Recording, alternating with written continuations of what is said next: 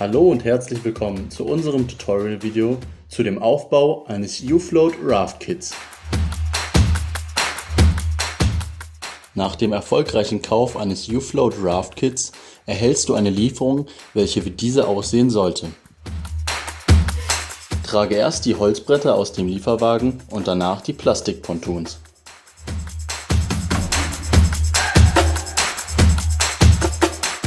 An den beiden langen Enden eines Pontons sind Griffe zu finden, welche das Tragen erleichtern.